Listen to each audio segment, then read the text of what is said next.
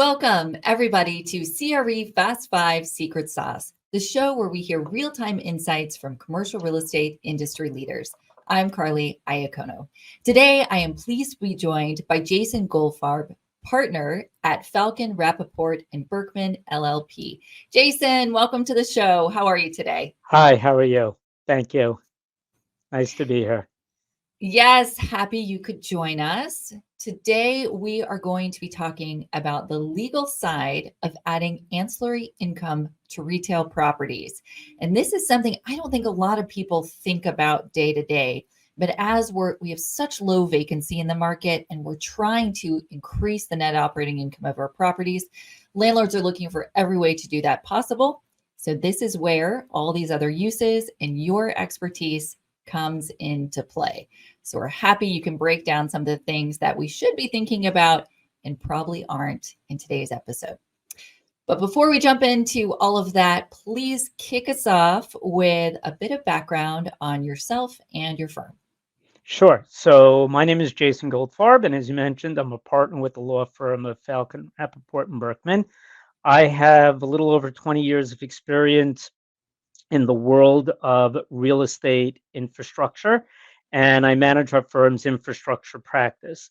So that means that I cover things like electric vehicle charging, cell phone towers, billboards, solar, wind, power storage, and data centers. Essentially, anything that goes onto a piece of real estate that earns a little bit of money without people on it. So, over the course of my career, I've essentially seen it all. I've worked for companies that have bought it, built it, sold it, leased it, licensed it, done the due diligence for it, managed it, project managed it, you name it. I've seen infrastructure from pretty much every direction.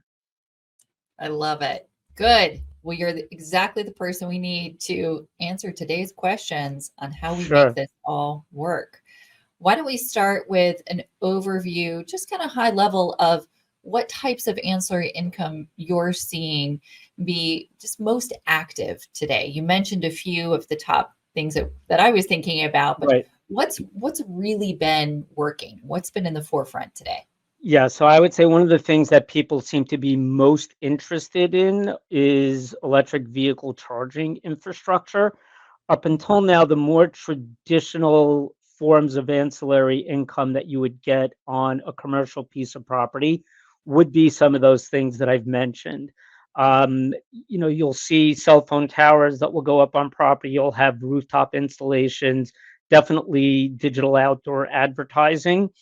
There's income in the sense from something like, let's say, solar panels, but they don't necessarily generate income directly for the property per se. It's a way of offsetting some of the expenses. So if you put that type of infrastructure in, it's usually done in a way in which to reduce your power consumption and the amount of money that you're paying for power. On the ancillary side, in terms of things that people are looking to actually make money from, it's more common that you would get that from something like a billboard or a cell phone tower, and now increasingly electric vehicle charging. But electric vehicle charging infrastructure is unique. Yes, it's a real estate infrastructure asset, but in many ways, it's set up a lot differently than you would for the more traditional ones. So, Let's stay with cell phone towers mhm, first and kind of talk about what sure, that structure looks like. And then we'll move on to EV because, like you said, I'm hearing that it can be quite complex. So, with cell yeah, phone towers, you said it's a lease for, I guess, the footprint of the tower, mhm, correct? Or is there surrounding? Is there an access or easements that have to yes. be done? What else does The that, the what does the answer is lease entail? yes, yes, all of the above. So Okay. I'll give you a typical scenario. A typical scenario for a tower is generally going to be space for a cell phone tower compound. Within that compound, you will have the tower itself, and you'll have the various cabinets and other types of equipment that would go inside that typical compound. In terms of easements, you would have easements for things like, most typically, access to and from the compound itself, and also for utilities. And by utilities, that means fiber lines, electric, power, anything that would essentially need to go in there to provide service to the tower itself. Now, Those, when you, yeah, go ahead. sorry, for those of us that haven't looked at these leases or Mhm. put one on our properties ourselves, what does a compound look like? How much square footage are we talking about that needs to be allocated under this lease? So the answer is, and I hate to do this as a lawyer, is that it really depends. It Yeah. depends on the amount of space that's actually needed. It depends on how much room you have. So if you're putting up a cell phone tower in the middle of nowhere, out on some farmland, someplace where space is not really so much at a premium, your compound can be pretty big. It could be, you could have 250 square feet. It's not unheard of. If you're going to be in a more urban or dense area, you might have a much smaller footprint just to accommodate pretty much the tower itself and maybe a handful of cabinets at best. What else you might see in a more typical urban environment besides a tower, you might see a building type of installation or a rooftop installation. And in a place like New York City, you would see those on the rooftops of buildings, or the antennas would be along the facades of the buildings. And there, New York City has its own specific set of rules in terms of how much space that you can actually occupy for something like that. New York City doesn't allow more than 400 square feet on top of the building. So that's kind of like the maximum amount of size that you might get on a typical building installation, but it could be less. It's generally not going to be more than that on a rooftop, but it's not going to be more than 400 square feet. And by the way, that would be for any of the wireless carriers in total up on the rooftop. So if you have more than one tenant on your rooftop, Mm, you're still limited to a total of 400 square feet for both of them. interesting. And then this may be just a question for the providers themselves, but Mhm. what sort of buildings qualify? Is it just a height situation? Is it surrounding coverage? Is it all of the above? How would a landlord or owner know if this was even a viable option for their property? So interestingly enough, so I'll explain it to you this way. If I had $1 for every landlord that ever came to me and said to me, I have the ideal building for a cell phone tower. How do I get, and you can fill in the blank of your wireless company, how do I get them to come up onto my roof and put up an installation? The answer to that is you don't. They don't come to you. But Okay. there's an exception to that, and it's an important exception. The way in which the cell phone companies decide where they need to go is they literally talk to their data people. Their data people know where their customers are. This is actually will get us a little bit into the whole EV charging space because I can kind of explain to you how people figure that out in that space too. But in your typical situation, the cell phone companies know where their customers are, they know where their coverage is, and they know where their capacity is. So if they know that in a particular area or in a particular neighborhood, they have a certain number of customers, but they don't have sufficient coverage by either a nearby installation or from, let's say, even a competitor's installation that might be down the road, they will then decide that that is an area within which they now need to put a new installation. They will then issue something called a search ring, which is a sophisticated way of saying we now decided on the neighborhood or the location where we want to put our equipment. They'll send out a group of site acquisition specialists who will go out and essentially cull through the neighborhood, look through the property records, and then approach the owners inside that ring to see who might be interested in putting an installation on their building. One of the things that they would look at typically would be where is the building located? What is the power availability in a particular location? How high is the building? What does access look like? What kind of a neighborhood is it? Are there appropriate sight lines and so on and so forth? So then once they do that, though, they may go to several different owners in the vicinity and they'll get their little feelers out. Those people will go out, they'll start talking to them, they'll present them with a lease agreement. And it could be that while they're busy negotiating with landlord A, they could also be negotiating with landlord B. So it sounds like for cell phone towers, they choose you. Correct. How about for EV charging? What does the site selection process look like for EV charging? Okay, so there it's very different. When it comes to EV charging, the world is a very different place because you may have the choice of site selection. It could be driven by a whole bunch of things. It could be driven by the charge point operator, basically the EV charging infrastructure company, can be driving where they believe that they need to put their equipment. It could be that there are federal or state or local rules that could be driving where the equipment needs to go. It could also be that the property owner itself or the landlord is the one that's driving where the equipment needs to go. Any one of those three people, for lack of a better term, could be who's determining where the equipment is going to be going. Or let's just say it could be determining where somebody wants to place the equipment.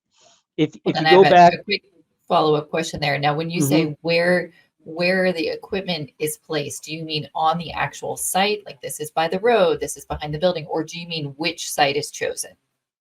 both. So now let's say we have a match made in heaven. We have an operator that wants to go on a site. We have a landlord that is open and agreeable to this concept. What things do we need to think about? One thing that I know this is probably a very long list, but Oh, it's a one long thing list. that came to mind for me is co-tenancy. Are Hmm. there are there restrictions with certain tenants that you can't put a cell phone tower on the roof?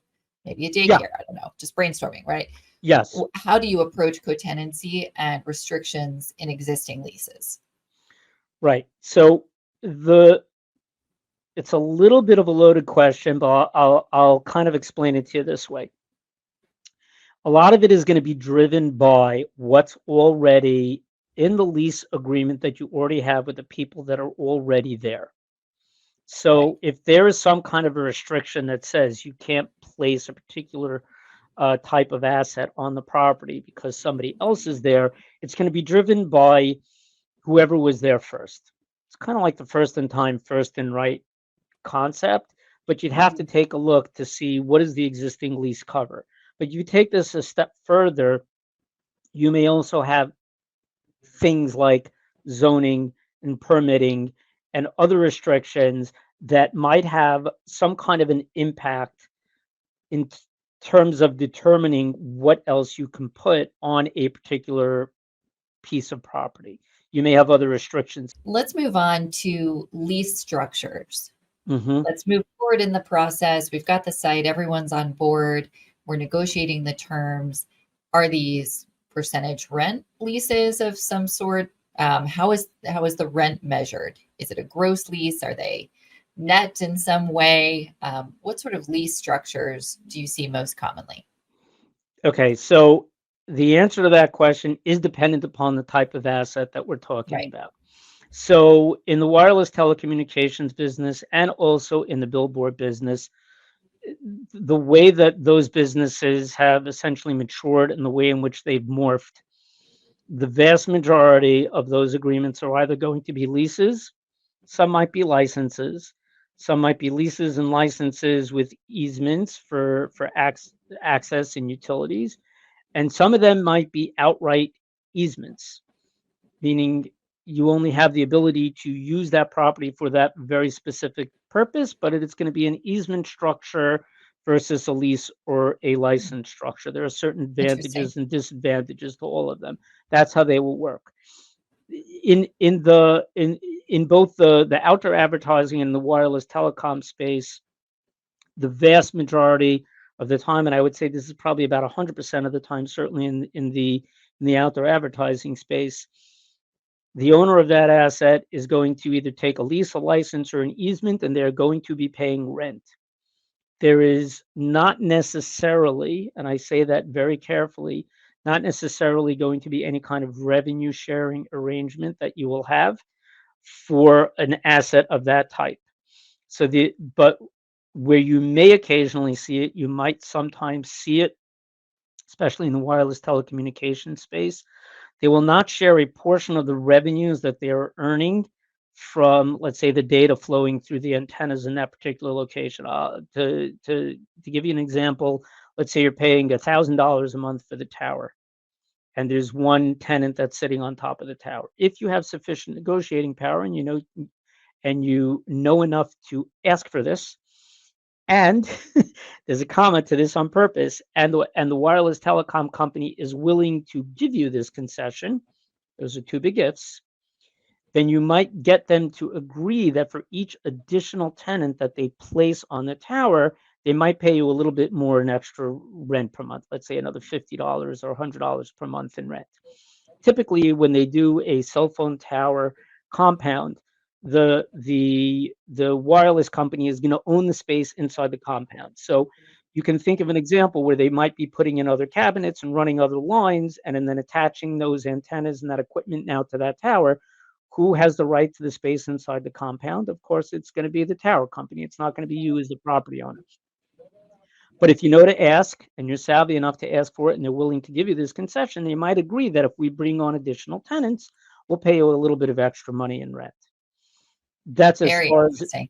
yeah. But now, if we start talking about electric vehicle charging, it's a whole other ballgame. The answer to that question is in terms of the types of business structures. Some companies will not offer to pay rent, but what they will offer to do is to drive traffic to your location because their equipment is there. So that's one type of structure. Some companies, if you have an ideal location, and where you see this most commonly is going to be for, let's say, super high level fast charging along like a mobility corridor. So for the companies that do that, it's very expensive equipment. It's very high profile. The equipment gives you the ability to charge up your car very quickly. It also requires a tremendous draw of power. So those locations that are going to be ideal for that are kind of few and far between. But if you have the ideal location, if you have the unicorn spot, one of those companies might be willing to pay you rent in order for you to allow them to place their equipment on your property. So of course you get the benefit of, the customers coming in. They also get to pay you a little bit of rent. And then the other model that we talked about briefly is a revenue sharing arrangement, which is one of the more common ones. So that way everybody kind of gets to share a little bit in the utilization of the chargers at a particular location. So those are the most common types of business models when it comes to EV charging. So I guess as the property owner, you need to decide, would you rather go with a name brand flashy like Tesla and Mm-hmm. not take the rent, but have the advertising and the high-end consumer draw, or would you rather go with a company that maybe is less well known but might pay you rent to be on your property? So it's kind of a balance, Yeah, you assuming definitely have both were interested. correct. Before we wrap up today, one more thing I wanted to touch on, Jason, and that is any downside. We talk Mm-hmm. about adding income, we talk about driving traffic to the center. What are the risks with adding one of these additional infrastructure uses to your property? Okay, so there are a whole bunch of them. None of them are really Okay. horrible, but in the context of different types of risks, there are a couple of risks, that we can talk about. If you're entering into an agreement with a company that doesn't have solid business fundamentals, you might have a little bit of a problem because when it comes time for, let's say the company goes under and now you're stuck with this equipment on the property and now you need to get somebody to come and remove it. The company's gone out of business, you might have no recourse, or maybe you have some kind of recourse, but it's going to be kind of difficult to deal with that, especially if you've granted an easement hypothetically to somebody, right?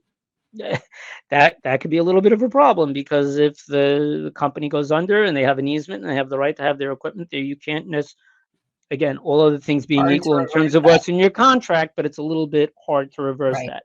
You Yeah. might have a situation where access can become a problem, or if the equipment breaks down frequently and there are constantly repair people coming, that's going to have an impact on your ability to run the property in way in which you want to do it. There's also an image issue. So there have been all sorts of examples of electric vehicle chargers not working, where the screens are just they're Mm, flashing and they're not right. working. And if you have one of those on your property, but you don't have the appropriate language in your contract, if you have not incentivized the accountability for maintenance and upkeep and repair, then you're going to have a not so good asset sitting on your property. It's not going to look good. When people come by and they see that this thing is not working, they're going to go somewhere else. And if the pitch that was made to you is, oh, we'll bring you traffic, and now no traffic is coming here because the company is not maintaining their equipment, that becomes a little Mhm. bit of a problem. So that's one of the Good other point. things you can have. So it's really critically important that regardless of who you're entering into a contract with for this type of infrastructure, that you have the appropriate incentives inside the contract itself to make sure that the provider of the infrastructure is accountable. And not only that, but there's a very clear delineation in terms of who is responsible for what and what happens when the responsible party doesn't do what they're supposed to do. Because if you have no teeth to that, you can pretty much put anything you want in a contract. It's just like rent. If you put Right? in your contract that rent has to be paid by the first of the month, okay, and so if you don't, Right. so There's you no don't. penalty, There's no right? penalty. So unless you put a penalty in, it's actually going to be meaningful to the person on the other side. They'll always pay rent late. Same thing with maintenance for something like that. If you say, yeah, you have to maintain it, that's terrific. But then what will you do? How quickly are you going to respond? What kind of parts are you going to provide? How quickly will you roll a truck? What will you do? If you don't do it, what happens? What's the penalty? Do I get to keep all the revenue for that month, or do you now pay a penalty to me because you didn't fix it within a certain amount of time? All that Right. stuff has to go in there. So those are some of the potential downsides. You don't think about that stuff carefully, you can really get yourself into trouble. I think a lot of landlords will be very familiar with negotiating guarantees and penalties and Mhm. basic lease provisions like that. But your point on the easement, if you've given them an easement, that's very different. And now they're not performing. How do you get that equipment off your property? Because that's not a Right. structure that you use for an everyday tenant. Correct. And by the way, on the flip side of that, though, I don't want people to think that easements are necessarily bad. They can actually be really pretty good, especially if you're working with a reputable quality company that's on the other side of that. If they're going to be doing everything that they're supposed to be doing, and they're going to be taking care of everything, and your contract provides that they're supposed to be taking care of everything, and you've done your due diligence and you know who they are, and you've looked at their corporate documents to make sure that the person who's signing the contract actually has the authority to do that. And like, if you've crossed your T's and dotted your I's, and you're dealing with a quality business that's on the other side of that, they're going to pay you a lot more money for an Mhm. easement than they would for, let's say, a traditional lease or a license, and that could work out great. So, it all depends on who you are dealing with. And you just have to be very careful. If it's a brand new company, you've never heard of them, you're not sure of their business fundamentals. But on the other hand, the company that's been at this for years, and you're not worried about them, and they're not going away anytime soon, and they have a stellar reputation, that's not necessarily a bad thing. One last very quick question before we wrap up today. What is Mhm. the biggest challenge you're facing in your business and how are you overcoming it? So I would say probably the biggest challenge that I have come across is sometimes convincing people of the necessity of doing their due diligence and doing their homework ahead of time, especially in the context of companies that are new to the EV infrastructure space. The example that I would give you of this is, 20 plus years ago, a lot of the wireless companies weren't so careful about this. And then they ended up with situations where they put a tower down and it turned out that it wasn't on the property where they thought they were putting it, or they entered into a contract with somebody and they realized that the person who signed the contract didn't have the authority to enter into the contract, or they didn't realize that there was an easement smack in the middle of where they wanted to put their assets down. Once they realized that they made those mistakes, they became very expensive and very difficult to extricate themselves from those things. Jason, thank you for spending so much time with us today going through really the ins and outs on what you need to be thinking about as a property owner if you are considering any of these ancillary income sources or additional infrastructure, as you call it. Mhm. I think you've given our listeners a lot to think about, and we're so happy you could be a guest on the show. Thank you. It's my pleasure. I hope I gave everybody some good food for thought. To everyone listening, that was CRE Fast 5 Secret Sauce. Thanks for tuning in, and we will see you again very soon. Have a great day, everybody.